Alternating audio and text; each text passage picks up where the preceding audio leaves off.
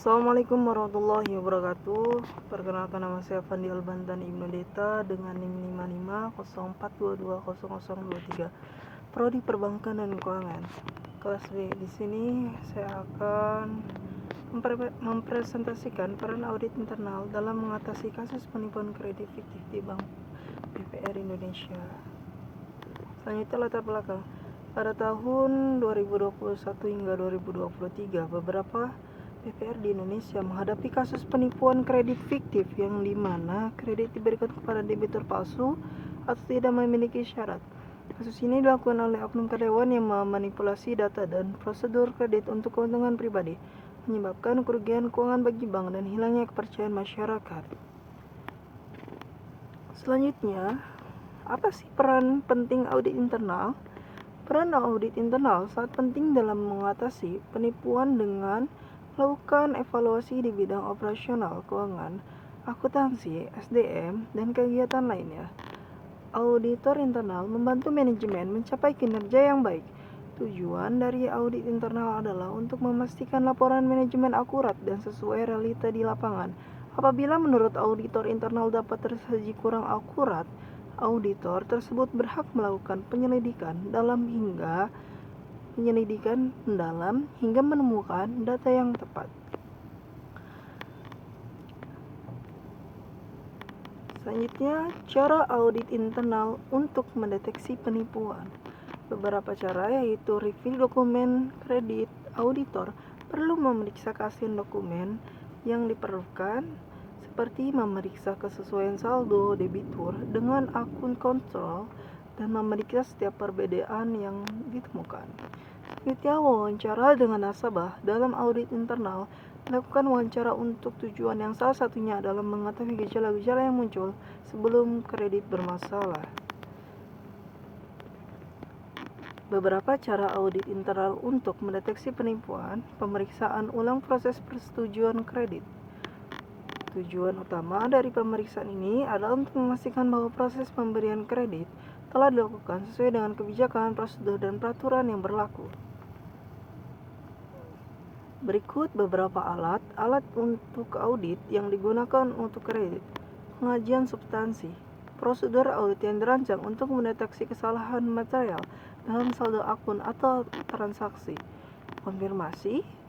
Meminta konfirmasi tertulis dari pihak ketiga terkait informasi yang diberikan oleh debitur. Selanjutnya, sampling kredit. Terdiri dari sampling acak sederhana, sistematis, dan stratifikasi. Pemeriksaan latar belakang debitur. Memeriksa identitas debitur melalui dokumen resmi dan wawancara pihak yang dapat memberikan informasi tentang karakter dan kemampuan debitur. Selanjutnya, alat-alat audit yang digunakan untuk kredit, yaitu terakhir itu evaluasi terhadap prosedur persetujuan kredit. Audit memastikan prosedur persetujuan kredit sesuai dengan peraturan perbankan dan kebijakan internal pada bank. Selanjutnya itu red flags yang diabaikan oleh internal bank. Beberapa yaitu pemberian kredit tanpa verifikasi yang mendalam atau memadai, seperti verifikasi identifikasi yang kurang mendalam, analisis kelayakan yang kurang teliti, dan mengabaikan riwayat kredit. Transaksi yang tidak biasa seperti pola transaksi yang aneh atau transaksi di jam-jam luar kerja atau tidak di jam-jam di luar jam kerja operasional. Selanjutnya, kurangnya pengawasan terhadap aktivitas karyawan. Terus, sistem informasi yang tidak terintegrasi sehingga sulit untuk melacak transaksi yang mengidentifikasi potensi masalah. Next, rekomendasi untuk kontrol internal. Pada tim audit, pemisahan tugas yang bertujuan untuk memastikan tidak ada satu orang yang menguasai seluruh proses, mulai dari pengajuan hingga persetujuan kredit. Analisis data yang mendalam untuk mengidentifikasi pola transaksi yang mencurigakan. Selanjutnya, penggunaan teknologi EKYC untuk memverifikasi identitas nasabah secara otomatis dan cepat. Selanjutnya, rekomendasi untuk kontrol internal yang dilanjutkan dari slide sebelumnya, yaitu melakukan tim audit berkala. Melakukan audit berkala.